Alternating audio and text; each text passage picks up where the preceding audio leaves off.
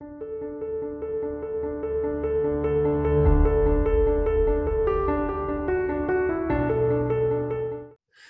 for Free is not a program that is out of reach for families. You see, we've worked with families on all spectrums. We've had families with incomes below $50,000, just as we've had families with incomes of several $100,000 a year. Just the same with our students, they are not all stellar students academically. Their GPAs have been as low as 2.4 as well as over 4.0. The bottom line is this: there's an opportunity for everyone when you know how to play the game and when you are willing to put in the work. Didn't say it was an easy process, but it is a rewarding process. Here are a few examples of problems we've solved for some of our families. We've helped numerous first generation students find out how to approach the college admissions and funding process and identify affordable school programs with funding that met their needs financially.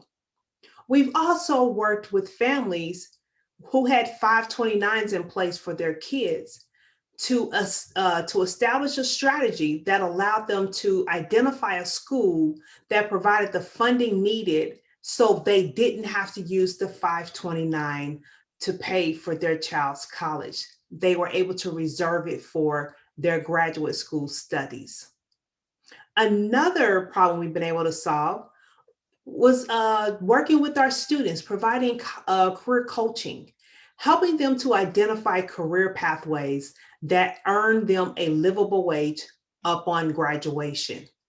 And this is important because we want our students to be able to not only go to college, but to graduate from college and not have to change majors in the process, because changing majors costs money and it extends the length of time they're in college. So those are just a few problems we've been able to help solve for our College for Free families. In our process, we use data to lead our families to sustainable outcomes. For example, most families are clueless about how financial aid packages are awarded, as well as the correlation between the financial aid formula and school selection. So I'm going to demonstrate for you one of the tools we use to facilitate this discussion with our families. So I'm going to show you how and what it looks like when we start talking about funding and school selection by understanding the financial aid process. Now, of course, I can't give you all the secrets away, but I can give you this. This is your basic financial aid formula. COA minus E of C equals need. If you have our Parents Send Your Child to College book, you should be familiar with this because this is in there. For those who don't have it, let me just give you a quick definition.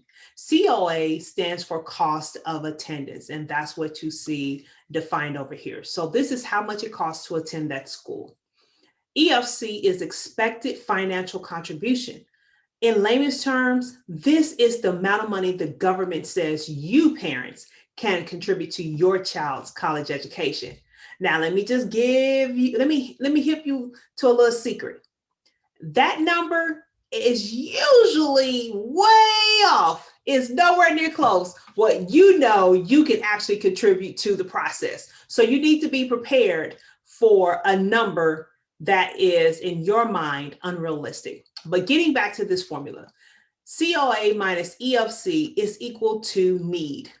So if a school costs $55,000 and the government said you can contribute $20,000 to your child's education, and understand this is per year, okay? This is not in totality, this is per year. That leaves you with a balance of $35,000. That is what we call need. So this formula is what your colleges will calculate for your scholar. That need amount is what they will use to determine what your financial aid package should basically should garner. Now, what you got to understand is you can't just stop here. So $35,000 is just the starting place of what your need is, because every school funds differently. They fund at different levels, they fund in different brackets. So some use more free aid versus not so free aid.